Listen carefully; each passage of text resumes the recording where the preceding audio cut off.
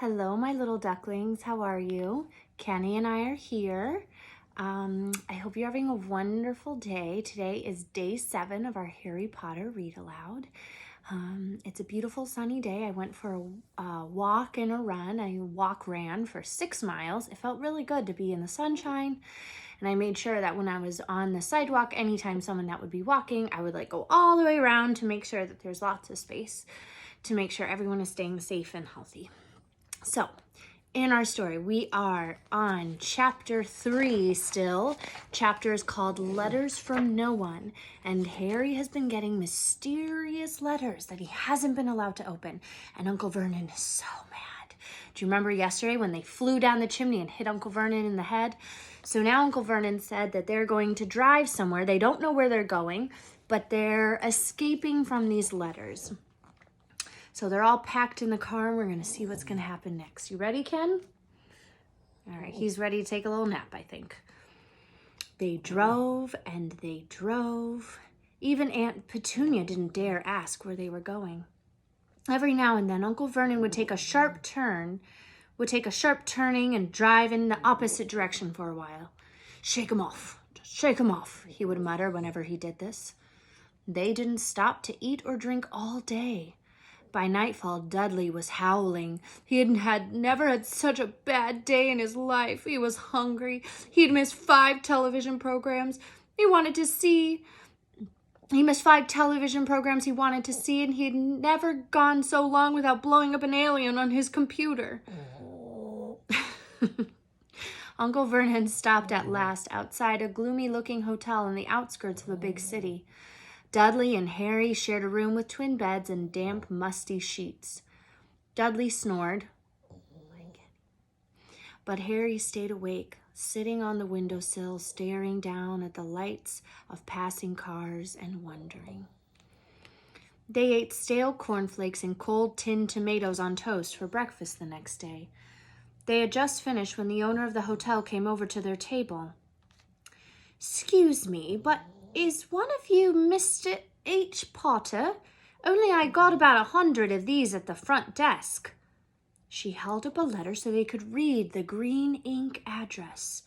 Mr. H. Potter, room 17, Railview Hotel, Cokeworth. Harry made a grab for the letter, but Uncle Vernon knocked his hand out of the way. The woman stared.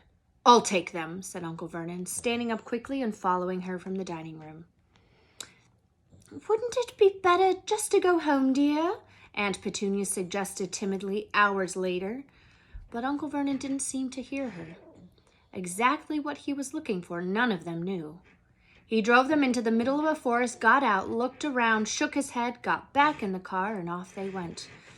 The same thing happened in the middle of a plow field, halfway across a suspension bridge, and at the top of a multi-story car park. "Dad's gone mad, hasn't he?" Dudley asked Aunt Petunia dully late that afternoon. Uncle Vernon had parked at the coast, locked them all inside the car, and disappeared. It started to rain. Great drops beat on the roof of the car. Dudley sniveled. "It's Monday," he told his mother. "The great Umberto's on tonight. I want to stay somewhere with a television." Monday. This reminded Harry of something. If it was Monday, and you could usually count on Dudley to know the days of the week because of television, then tomorrow, Tuesday, was Harry's 11th birthday. Of course, his birthdays were never exactly fun. Last year, the Dursleys had given him a coat hanger and a pair of Uncle Vernon's old socks. Still, you weren't 11 every day. Uncle Vernon was back and he was smiling. He was also carrying a long, thin package and didn't answer Aunt Petunia when she asked what he'd bought. "Found the perfect place," he said. "Come on, everybody out." It was very cold outside the car. Uncle Vernon was pointing at what looked like a large rock out to sea. Perched on top of the rock was the most miserable little shack you could imagine. One thing was certain. There was no television there. "Storm forecast for tonight," said Uncle Vernon gleefully, clapping his hands together. "And this gentleman's kindly agreed to lend us his boat." A toothless old man came ambling up them, pointing with a rather wicked grin at an old rowing boat bobbing in the iron-gray water below them. "I've already got us some rations," said Uncle Vernon, "so all aboard." It was freezing in the boat. Icy sea spray and rain crept down their necks, and a chilly wind whipped their faces. After what seemed like hours, they reached the rock where Uncle Vernon, slipping and sliding, led the way to the broken-down house. The inside was horrible. It smelled strongly of seaweed, and the wind whistled through the gaps in the wooden walls, and the fireplace was damp and empty. There were only 2 rooms. Look, here's Uncle Vernon. So he brought them to an island in the middle of the ocean. Look at that. Do you see this little house? He really wants to get away from these letters. Uncle Vernon's rations turned out to be a packet of crisps, each, and 4 bananas. He tried to start a fire with the empty crisp packet, but the empty crisp packet just smoked and shriveled up. "Could do with some of those letters now, eh?" he said cheerfully. He was in a very good mood. Obviously, he thought nobody stood a chance of reaching them here in a storm to deliver post. Harry privately agreed, though the thought didn't cheer him up at all. As night fell, the promised storm blew up around them. Spray from the highways splattered the walls of the hut, and a fierce wind rattled the filthy windows. Aunt Petunia found a few moldy blankets in the second room and made up a bed for Dudley on the moth-eaten couch. She and Uncle Vernon went off to the lumpy bed next door, and Harry was left to find the softest bit of floor he could and to curl up under the thinnest, most ragged blanket.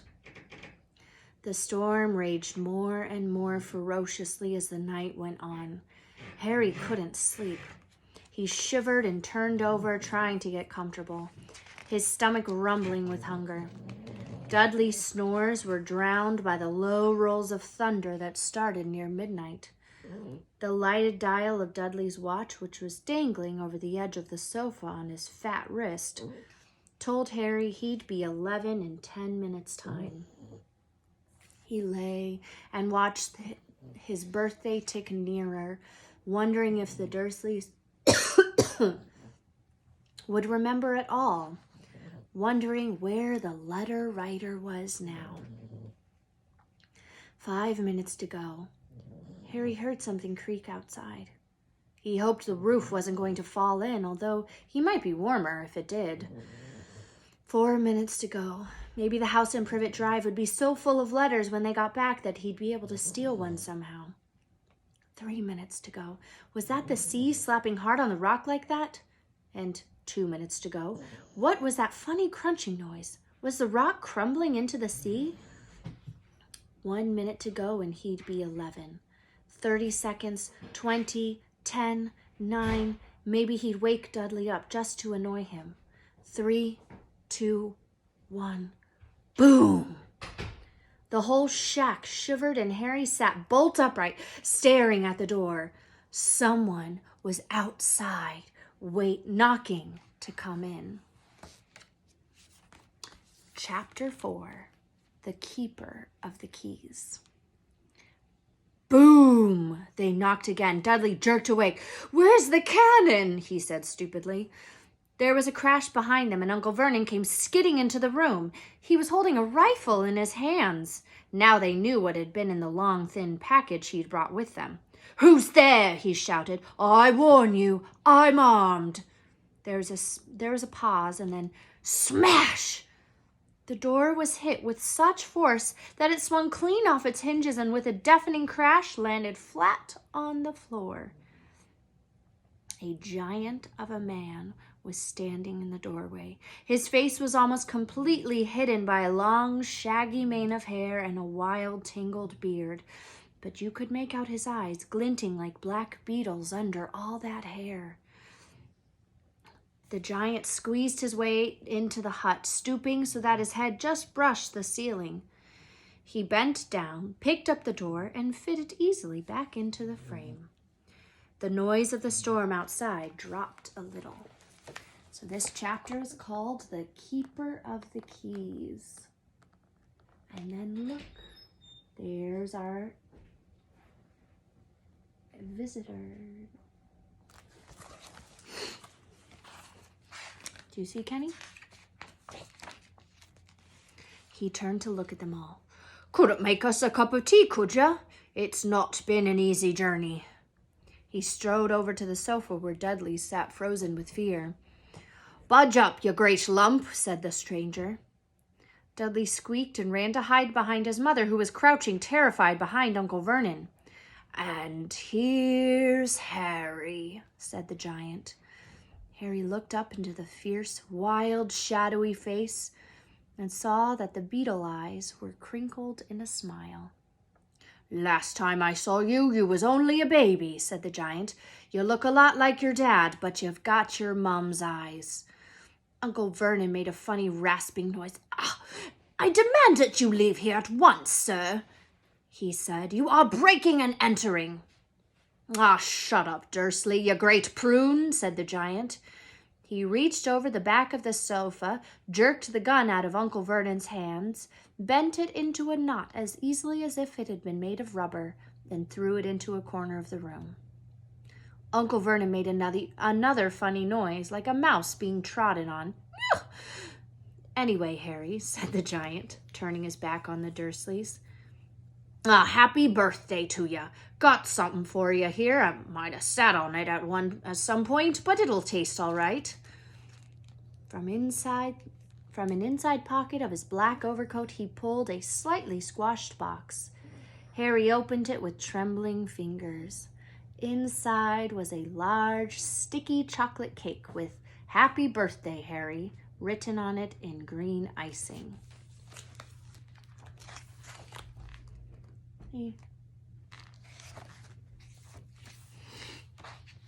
Harry looked up at the giant.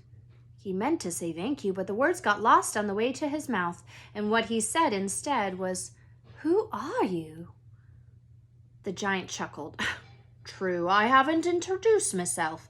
I'm Rubeus Hagrid, keeper of keys and grounds at Hogwarts. He held out an enormous hand and shook Harry's whole arm. What about that tea, eh? He said, rubbing his hands together. I'd not say no to something stronger if you got it, mind. His eyes fell on the empty grate with the shriveled crisp packets in it, and he snorted. He bent down over the fireplace. They couldn't see what he was doing, but when he drew back a second later, there was a roaring fire there. It filled the whole damp hut with flickering light, and Harry felt the warmth wash over him, as though he had sunk into a hot bath. The giant sat back down on the sofa, which sagged under his weight, and began taking all sorts of things out of the pockets of his coat. A copper kettle, a squashy package of sausages, a poker, a teapot, several chipped mugs, a bottle of some amber liquid which he took a swig from before starting to make tea. Soon the hut was full of the sound and smell of sizzling sausage. Nobody said a thing while the giant was working, but as he slid the first 6 fat, juicy, slightly burnt sausages from the poker, Dudley fidgeted a little. Uncle Vernon said sharply, "Don't touch anything he gives you, Dudley." The giant chuckled darkly. Your great puddin' of a son don't need fattening any more, Dursley, don't worry. He passed the sausages to Harry, who was so hungry he had never tasted anything so wonderful, but he still couldn't take his eyes off the giant.